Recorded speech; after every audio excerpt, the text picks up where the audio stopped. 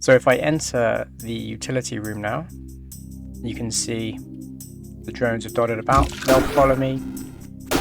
If they touch me, they'll plant themselves down and explode. I'm Xanderwood. I make indie games and tutorials on game development. I also play your indie games every week on my channel. Make sure you subscribe and click that bell icon so you never miss a video. As always, a massive thank you and a shout out to James Welch, Clone13, Boozle CC, Basic Terror, Cole, and Tamara Alexic for supporting my game dev journey. Hey guys, welcome back to the Devlog. These last few days, this last week, I've been working on a new enemy type. It's called a spider drone, for lack of a better term. I've made this pixel art little kind of robot thing here with kind of pincers and legs in a few different animation states, such as idle, which just kind of bobs up and down, and then move, which is basically just scurrying along the floor, and then there's a bomb animation. So the idea behind this enemy is it will run over towards you, it will plant itself down as a bomb, and then it will tick down and then explode. And then if you're next to it when it explodes, you will get hurt. They're not going to be too dangerous on their own. They're going to be kind of a swarming enemy type. So there'll be parts in the game where you'll encounter one or two, which will be no big deal, but if you get stuck surrounded by a whole bunch of them, then you're going to be in trouble. I've also created a hole in the wall, which is where they will spawn in.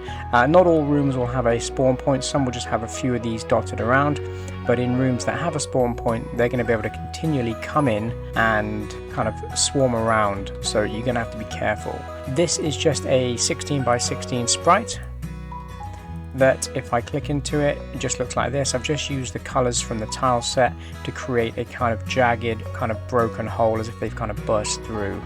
The animation one is just the standard idle, and then when they spawn in, I've created a second animation which shows the drone slowly emerging from the hole.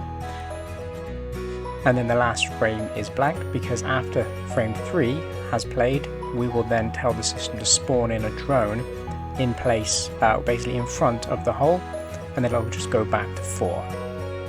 That just looks like this. It's just that first little immersion. If we look at the event sheet, I've got it all under the enemies event sheet, which is linked to the main event sheet, and I've just created a group for them called Spider Drone. So I'll talk you through how I've made this work after I've shown you what it plays like. So if I enter the utility room now, you can see the drones are dotted about. They'll follow me. If they touch me, they'll plant themselves down and explode. Every 5 seconds a new one emerges.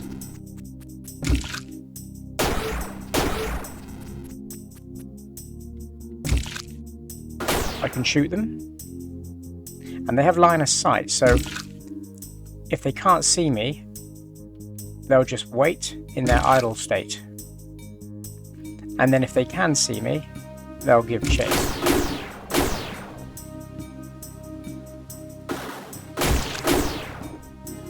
I've also put in some conditions, because I've got some interactions in the room here, and what I don't want to be happening is to be being attacked while interacting. So I've got a condition set up that says when I'm interacting with things, the drone guys will stop all movement, and then they'll resume once I come out of the dialogue. If I go and hide right up here, out of the way, when they spawn in, I've set a condition to randomly go to a specific point in the room, so they don't all kind of just pile up here when they come in. What I was finding before is when they were spawning in, there would just be a pile of them just in this area here, so if you couldn't see me, it looked a bit messy. So now I just tell them to go and find a location in the room and just kind of idle there until they see me. How I've made that work is just with a few events. Literally, it's just this one group here. All these events here, all these events control everything to do with the spider drones. So I've got a condition at the start that says when they're created, we set their move to enabled to true, and we set their speed randomly between 50 and 70, so they don't all move at the same speed, which I think is quite nice. It adds a bit of variety, so they're not all moving kind of, it's not too uniform. I've got these zone triggers around the utility rooms. If I go back to the utility room, I've got these little squares here, they're all numbered differently. So when they get created, we pick a random ID, a random number from the instance variable on the trigger, and I just send that drone to go stand by it. And because the drones have the solid behavior, they're not going to pile up on top of each other. So if one of them is already in the way, they'll just stand next to each other and wait.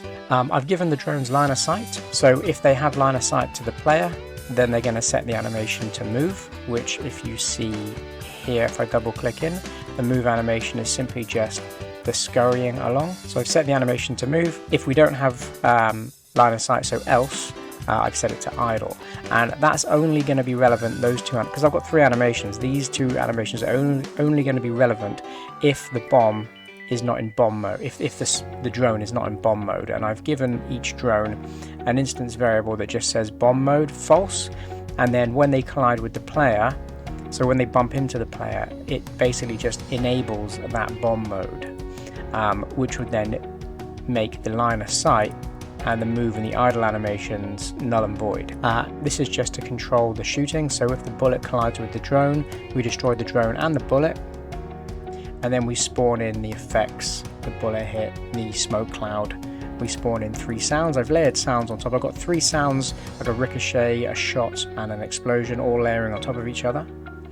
When the drone collides with the cowboy, I've just called this function called spider drone bomb mode.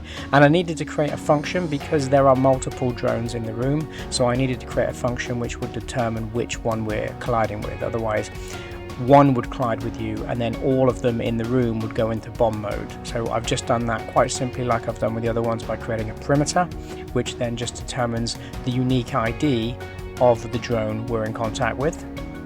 And then I've just put down on here to stop the move to of that specific drone, set that specific drone's bomb mode boolean to true, and then set its animation to bomb, which is, if you remember, the countdown here.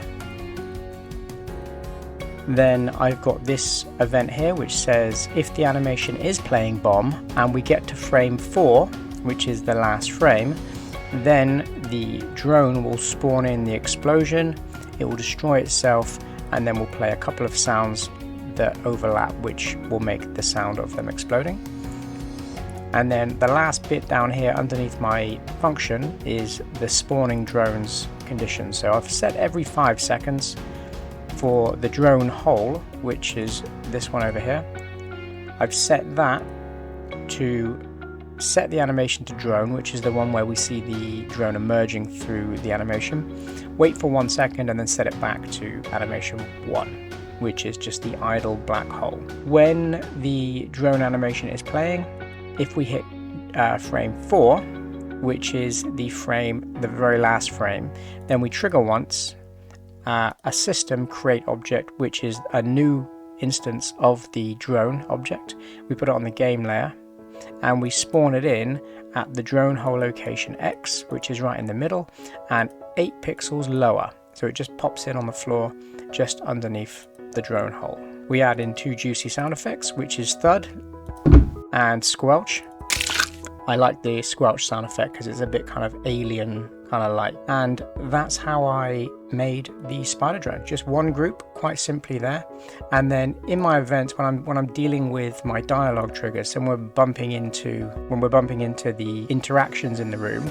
So if I go back to my utility room here, I've got these little trigger points here, which is just a sprite trigger. They've all got a unique instance variable. This one's 6.1. For this pile down here, it's 6.4. For the laundry, 6.2. So if we go back to the event sheet, for example, on this one, the laundry, when we're interacting, when we overlap with that trigger, if we push E to get the dialog box, what I've done is I've just set the spider drone move to enabled to false. So all of them stop moving.